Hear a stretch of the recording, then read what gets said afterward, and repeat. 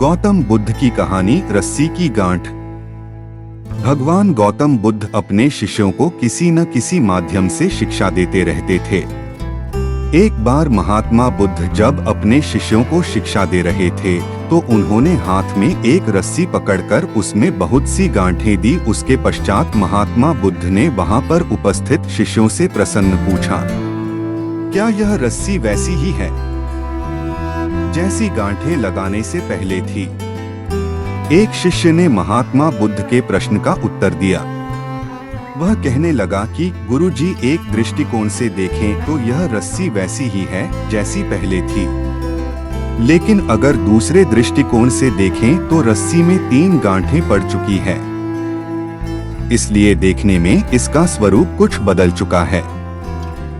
लेकिन एक सत्य यह भी है कि बाहर से देखने पर चाहे इसका स्वरूप बदल चुका है, लेकिन भीतर से इसके बुनियादी रूप से यह पहले के जैसी ही है। शिष्य का उत्तर सुनकर महात्मा बुद्ध संतुष्ट हो गए। उसके पश्चात महात्मा बुद्ध ने कहा, मैं रस्सी की इन गांठों को खोल देता हूँ।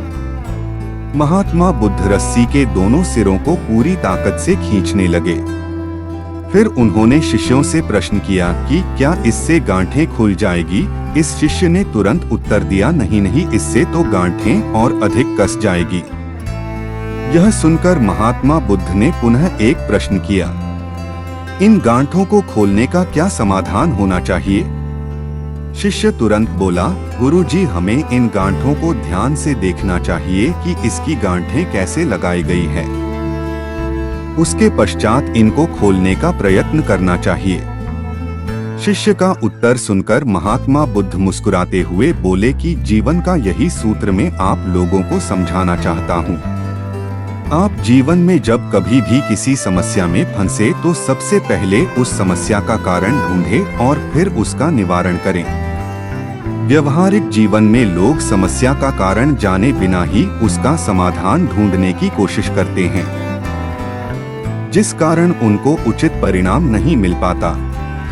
महात्मा बुद्ध शिष्य को कहने लगे कि बहुत से लोग मुझसे पूछते हैं कि आपने क्रोध को कैसे समाप्त करें, लेकिन कभी किसी ने यह नहीं पूछा कि मुझे क्रोध क्यों आता है।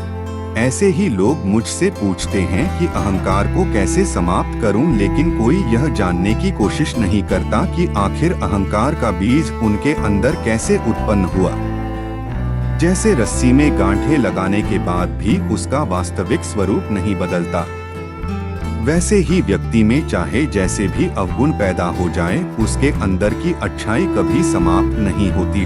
जैसे हम धैर्य से रस्सी की गांठों को ध्यान से देखकर खोल सकते हैं, वैसे ही जीवन में आने वाले विकारों और समस्याओं का हल हम ढूंढ सकते हैं। अगर जीवन में किसी भी तरह की कोई समस्या उत्पन्न हुए हैं तो उसके कारण को ध्यान से समझने पर उसका निवारण भी स्वतः मिलने लगते हैं।